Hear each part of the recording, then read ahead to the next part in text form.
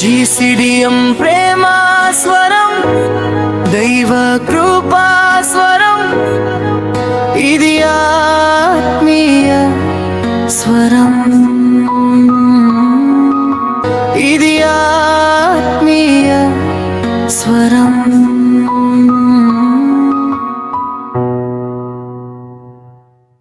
ప్రభునందు ప్రియమైన వారలారా, మీకందరికి షాలోం, మీకందరికి యేసు క్రీస్తు నామమున సమాధానము కలుగును గాక. దైవ కృపా స్వరము అనే కార్యక్రమానికి స్వాగతం. ఇది ఒక ఆత్మీయ స్వరం. ఇది జీసీడీ పరిచయం ద్వారా అందజేయబడుతున్న కార్యక్రమానికి స్వాగతం పలుకుతున్నా.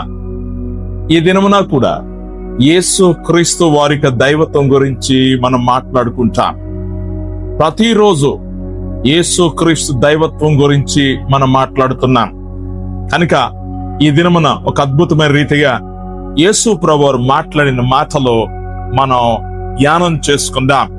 యేసు ప్రభువారు దైవ కుమారుడు, యేసు ప్రభువారు క్రీస్తు, యేసు ప్రభువారు మనుష్య కుమారుడు అని కూడా బిరుదున్నది. యేసు ప్రభువారు దేవునితో సమానుడు, తండ్రితో సమానుడు, రెండో వాడు అని ఆ ప్రత్యక్షతలో మనకు కనబడుతుంది. కనుక యేసు ప్రభును గూర్చినటువంటి ఆ యొక్క సందేశము ఈ రోజు కూడా విందాం. యోహాను సువార్త 8వ అధ్యాయము 23వ వచనం. యోహాను సువార్త 8వ అధ్యాయం 23వ వచనంలో ఉన్న సంఘటనను మనం ధ్యానం చేసుకుందాం. యేసు ప్రభువారు ఇలా అన్నారు, మీరు క్రిందవారు. ఇది తన చుట్టూ ఉన్నటువంటి యూదులతో అలాగే ఇశ్రాయేలుతో మాట్లాడుతున్న మాట ఇది. ఏమన్నాడంటే, మీరు క్రిందివారు, నేను పైనుండివాడును. మీరు ఈ లోక సంబంధులు, నేను ఈ లోక సంబంధుడును కాను అని అన్నాడు. ఈ విషయాన్ని మనం ధ్యానం చేసుకుందాం. ఈరోజు మన అంశం ఏంటంటే, యేసు ఈ లోక సంబంధి కాడు. యేసు ప్రభువారు లోకమునకు సంబంధించిన వాడు కాడు. ఆయన పర సంబంధి, ఆయన భూ సంబంధి కాడు అని చెప్పడానికి యేసు ప్రభువారు నోటి నుండి పలికిన మాటలు మనం ధ్యానం చేసుకుందాం. అయితే యేసు క్రీస్తుని గురించి మనం మాట్లాడుతున్నప్పుడు దేవుడు మనతో మాట్లాడలాగిన ఒక చిన్న ప్రార్థన చేద్దాం. ప్రియమైన పరలోకపు తండ్రి, మహాగణుడా, నీకు వందనాలు స్తోత్రాలు చెల్లిస్తున్నా. మీ ప్రియకుమారుడు యేసు ప్రభుల వారు మాట్లాడినటువంటి ఆ మాటలు ధ్యానం చేస్తుండగా మాలో ఉన్న అపోహాలు, సందేహములు తొలగించి నీ సన్నిధిలో మేము ఎదుగుటకు సహాయం చేయమని యేసు నామమున ప్రార్థన చేస్తున్నాము తండ్రి. ఆమేన్, ఆమేన్. ప్రియులరా, మన అంశము యేసు ఈ లోక సంబంధి కాడు. ఆయన అన్నాడు, మన గురించి ఏమన్నాడు? మీరు క్రిందవారు అంటే అర్థం ఏంటి? మీరు భూమి మీద ఉండేవారు. ప్రభువారు ఏమన్నారు? నేను పైనుండి వాడు అన్నాడు. అంటే ఏంటి? పరలోకంలో ఉండేవాడు ఆయన. భూమి కంటే పైనున్నది కొన్ని ఆకాశాలు ఉన్నాయి. ఆ మహాకాశం మీద ఆయన సింహాసనం ఉన్నది. అది పరిశుద్ధమైన స్థలం, దేవుని సింహాసనం. అక్కడ ఉండే వాడు ఆయన. అక్కడ నుండి ఆయన ఈ భూలోకానికి దిగవచ్చాడు. శరీరము దాల్చి దిగవచ్చాడు. తెలియబడిన దానిని, దైవత్వములో ఉన్నటువంటి విషయాలు, సంబంధాలు, తండ్రి గురించి, పరిశుద్ధాత్మ గురించి, అలాగే ఈ లోకంలో మనిషి గురించి ఆయన మాట్లాడినాడు. ఆయన మాట్లాడిన దాంట్లో ఈ విధంగా ఆయన మాట్లాడుతున్నాడు. ఏంటి? మనం ఎవరం అనంటే, మనము కిందవారం, పరలోకానికి కింద ఉన్న భూమి మీద ఉండేవారం. మనము మనుషులము. యేసు ప్రభువారు మనుష్య కుమారుడు అని బిరుదుంది, కానీ ఆయన నరుడుగాడు. మనము నరులం, మనము మనుషులం, మనం కింద ఉండేవారం. కనుక ఈ భూ సంబంధమైన విషయాల మీదే మన మనసు ఉంటుంది. పర సంబంధమైనది మనకు తెలియదు. పర సంబంధమైనది పరమందు ఉండేవాడు తెలియజేయగలుగుతాడు. దేవుడు పరమందు ఉండేవాడు కనుక ఆయన గురించి మనకి ఎలా తెలుస్తాయి? ఆయనలో నుండి ఒక వ్యక్తి దిగి వస్తే తప్ప. ఆ దిగి వచ్చిన వాడే యేసు క్రీస్తు. పైనుండి వచ్చిన వాడు. ఆయన అంటాడు, మీరు కిందున్నవారు, నేను పైనున్నవాడును. ఇంకొకటి, మీరు ఈ లోక సంబంధులు, నేను ఈ లోక సంబంధిని కాను. 8వ అధ్యాయము 44వ వచనం, మీరు మీ తండ్రి యొగు అపవాది సంబంధులు. ఈ విషయాలు మాట్లాడుతూ ఉంటే కొంతమంది అర్థం కాని వారికి కొంచెం ఇబ్బందికరంగా ఉంటుంది. ఏంటి, ఈ లోకము అపవాదికి సంబంధించిందా అని అంటే, ప్రియులరా, దేవుడు ఈ లోకాన్ని సృజించాడు. ఆయన లేకుండా ఏది కలగలేదు. కానీ దేవుని ఆజ్ఞను అతిక్రమించినందుకు అపవాది చేతిలోనికి లేదా అపవాది బంధకం లోపలికి వెళ్ళిపోయింది అని దేవుని వాక్యం తెలియజేస్తా ఉన్నది. కనుక యేసు ప్రభువు అంటున్నారు, నేను పరసంబంధిని. అంటే దేవుడు ఒక్కడే కదా పరసంబంధి. మనం ఇప్పుడు మాట్లాడుతున్న విషయాలు, యేసు ప్రభువారు మనిషి సంబంధించిన వాడు కాడు, ఆయన నరుడు కాడు. ఆయన భూ సంబంధిలాగా మాట్లాడి, భూ సంబంధి గుణలక్షణాలు అతను ఉండదు. అతనిలో మోసం ఉండదు, అతనిలో అబద్ధం ఉండదు, అతనిలో అన్యాయం ఉండదు, అతనిలో బూతులుండవు. అతని గుణాలన్నీ కూడా పరసంబంధమైనవే. పరిశుద్ధత, ప్రేమ, దయ, కనికరము, న్యాయము, కృప, సత్యము, వెలుగు, ఇవన్నీ పరసంబంధమైన గుణలక్షణాలు. ఇది దేవుని గుణలక్షణాలు. కనుక యేసు ప్రభువారు ఇక్కడ సపరేట్ చేసుకుంటున్నారు. ఏంటంటే, నేను మనిషిని కాను, నేను పరము నుండి వచ్చిన వాడును, అన్నీ ఎరిగిన వాడు. పరముందు ఉన్నవాడు అన్నీ ఎరిగినవాడు. అంటే భూ సంబంధమైన వాడు కింద ఉన్నాడు. కనుక మనకున్న సమస్యలు, మనకున్నటువంటి అవరోధాలు, మనకున్నటువంటి ఆటంకాలు, మనకున్నటువంటి సమస్యలు ఎరిగిన వాడు యేసు ప్రభువారు. ఎందుకంటే ఆయన పైనుండి వచ్చిన వాడు, సమస్తం ఎరిగిన వాడు.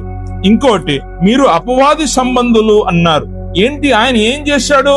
అపవాది అనే మాట సాతాను, అబద్ధికుడు. ఇక్కడ ఏమంటున్నాడు? మీ తండ్రి దురాశలు నెరవేర్చగోరుచున్నారు. అంటే ఈ లోకంలో దురాశ,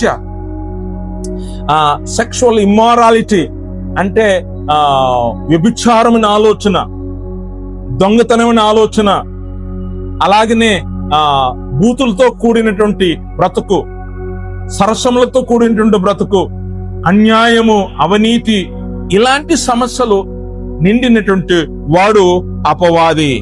ఆయన అంటాడు, ఆది నుండి వాడు నరహంతకుడై ఉన్నాడు, సత్యమందు నిలిచిన వాడు కాడు, వారి యందు సత్యమేమీ లేదు. అంటే దురాత్మ శక్తుల్లో, అపవాదిలో, దయ్యములో సత్యము లేదు, మోసము.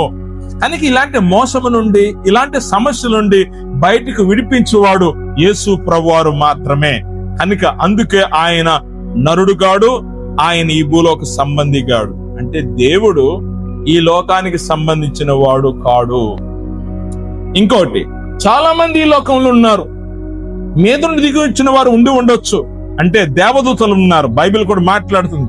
దేవదూతలు అనబడిన వారు ఉన్నారు. కానీ దేవుని వాక్యం లేనందువలన వారిలో కూడా పొరపాటు ఉన్నది. యేసులో ఆ పొరపాటు లేదు. కనుక యేసు ప్రభు, యేసు దేవుడు, యేసు తండ్రితో సమానుడు, యేసు దైవం కలిగిన వాడు అని చెప్పడానికి యేసు ప్రభు జీవించిన తీరే అద్భుతంగా ఉంది. కనుక ప్రియులారా, మనం భూ సంబంధమైన వాళ్ళం, భూ సమస్యలతో నింపబడిన వారం. కనుక మన సమస్యలను పరిష్కరించడానికి ఆయన దిగి వచ్చాడు. కనుక ప్రియుడా, ప్రియమైన వారులరా, ప్రియమైనటువంటి శ్రోతలరా, వీక్షకులరా, ఈ సమయకాలమున మీకు తెలియజేస్తా ఉన్నా, పరము నుండి దిగి వచ్చిన వాడు ఒక్కడే. ఆకాశం నుండి దిగి వచ్చిన దేవదూతలు ఉన్నారు, కానీ మహా ఆకాశము నుండి, దేవుని నుండి, తండ్రి నుండి దిగి వచ్చిన వాడు ఒక్కడే. ఆయనే ప్రభు అయిన యేసు క్రీస్తు. యేసు క్రీస్తుకి సంబంధించినటువంటి సమస్త జ్ఞానము ఆయన కలిగి ఉన్నాడు. కనుక నీ సమస్యలు ఎరిగినవాడు, నీ సంకటములను కుదుర్చువాడు, నీ యొక్క సమస్యలను పరిష్కరించి సమాధానం అనుగ్రహించేవాడు ప్రభు యేసు ప్రభువారు ఉన్నారు. కనుక ఆయన మనం విశ్వసించుదాం. ఆయన మనం నమ్ముదాం, ఆయనలో ఎదుగుదాం, మన చుట్టూ ఉన్నటువంటి సమస్యలను ఎదుర్కోవటానికి బలమునందుదాం. కనుక ప్రియులరా, ఈ లోకంలో ఉన్నవాడు అంటే అపవాది, వాడు నరహంతకుడు, అబద్ధికుడు, అతనిలో సత్యం లేదు, మోసం చేయవాడు. చాలా మంది ఆ సిద్ధాంతాలు, లోకంలో ఉన్న సిద్ధాంతాలు, లోకంలో ఉన్నటువంటి బోధనలు అనేకములు ఉన్నవి మనిషిని మోసం చేస్తా ఉన్నది. మనిషి యొక్క నిజమైన సత్యంలోని తీసుకెళ్లకుండా వారు భ్రమపరిచే ఆత్మ ఉన్నది. వారి యొక్క మైండ్ మొత్తం భౌతికమైన మైండ్ లోనికి తీసుకెళ్లడం, వాళ్ళ కోరికలు వారు తీర్చుకునేట్లుగా చేయడం. కానీ ప్రియులరా, యేసు ప్రభువారు అలాగే ఎప్పుడు చేయలేదు. పరిశుద్ధుడు, కల్మసము లేని వాడు, ఆయన ఈ భూమి మీద పరిశుద్ధంగా ఆయన జీవించాడు. నా ప్రియమైన సహోదరి సహోదరులారా, యేసు ప్రభువారిలో ఏ పాపము లేదు. ఎందుకంటే ఆయన నరుడు కాడు, ఆయన భూ సంబంధి కాడు, ఆయన అపవాది సంబంధి కాడు. ఆయన పరిశుద్ధుడు, పరలోకమును దిగి వచ్చిన వాడు. కనుక నీ సమస్యను ఎరిగినవాడు, ఆయనకు చెప్పు, ఆయన నీ సమస్యను కుదుర్చువాడై ఉన్నాడు. మీకోసం ప్రార్థన చేస్తా. మీకున్నట్టు సమస్యలు ఏదైనా ఉండవచ్చు. ఎవరు కూడా నీ గురించి నీ రహస్యంలో ఎరగక ఉండవచ్చు. కానీ పైనున్నవాడు అన్నింటిని ఎరిగినవాడు. ఒక సందర్భంలో నేను అనుకున్నాను, నా సొంత గ్రామంలో ఉన్నప్పుడు ఎవరు నన్ను చూడటం లేదు అనుకున్నాను. వేరే యొక్క రాష్ట్రం చదువు కోసం వెళ్ళినప్పుడు ఇక్కడ ఎవరు లేరు, ఎవరో చూడటం లేదు అనుకున్నాను. కానీ వాక్యం చదివిన తర్వాత నేను తెలుసుకున్నాను, పరమందున్న దేవుడు నన్ను చూస్తున్నాడని. ఇశ్రాయేలు దేవుడు కొనకడు, నిద్రపోడు, ఆయన తీర్పు తెచ్చేవాడని. మరణించినా కూడా మరలా తిరిగి లేపి తీర్పులోకి తీసుకుని వచ్చేవాడు ప్రభువైన యేసు క్రీస్తు మాత్రమే. అలా తెలుసుకున్న తర్వాత నా జీవితాన్ని ఆయనకి అంకితం చేశాను. ఆయన వెంబడిస్తున్నాను, ఆయన నుండి నేర్చుకుంటున్నాను, నా జీవితాన్ని నేను కట్టుకుంటున్నాను. అలాగనే నీ జీవితం కూడా ఏదైతే పతనమైందో, ఎక్కడైతే మోసపరచబడ్డావో, ఇబ్బందులు ఉన్నావో, నీ సమస్యలను కుదుర్చడానికి యేసు ప్రభు సిద్ధంగా ఉన్నాడు. ఆయన మీద నుండి వచ్చాడు, అన్నింటిని ఎరిగిన వాడు, నీ సమస్యలను ఎరిగిన వాడు. ఆయనకి అప్పచెప్పు, ఒప్పుకో, ఆయన ఎదురు ఒప్పుకో. ఏ రహస్యమైన ఏది కూడా నీవు దాచవద్దు. ఆయన ఎదుట ఒప్పుకొని దేవుని ఎదుట పరిశుద్ధంగా జీవించాలని కోరుతున్నాం. దేవుడు మిమ్మల్ని దీవించిన గాక. వచ్చిన ప్రార్థన చేద్దాం. కృపగల దేవా, నీకు వందనాలు చెల్లిస్తున్నాం. ఆశ్చర్యకరుడు, నీకు స్తోత్రాలు చెల్లిస్తున్నాం. నీవు పరము నుండి దిగి వచ్చిన వాడవో, జీవాహారము నీవే, తండ్రి నుండి వచ్చిన వాడు నీవే, ఇంకెవరు లేరు, నీవు తప్ప ఇంకెవరు లేరు ప్రభువా. నీవే సత్యవంతుడవు, నీవే పరమోన్నతుడవు, ఆరాధనకు యోగ్యుడు. ప్రార్థన చేస్తున్నాం. ఎవరి జీవితంలో ఏ సమస్య ఉందో నీకు మాత్రమే తెలుసు. ఎందుకంటే నీవు పైనుండి వచ్చిన వాడవు, నీవే ప్రభుడవు, నీవే దేవుడవు, మహిమా స్వరూపి నీవే. నీ నామమును ఒప్పుకుంటూ ప్రార్థన చేస్తున్నాం. ఎవరెవరి సమస్యలు ఏదో ఉన్నదో ఎరిగిన దేవా, వారి సమస్యలను పరిష్కరించమని, విశ్వాసంలో బలపరచమని యేసు నామమున ప్రార్థన చేస్తున్నాము తండ్రి. ఆమేన్. దేవుడు మిమ్మల్ని దీవించును గాక.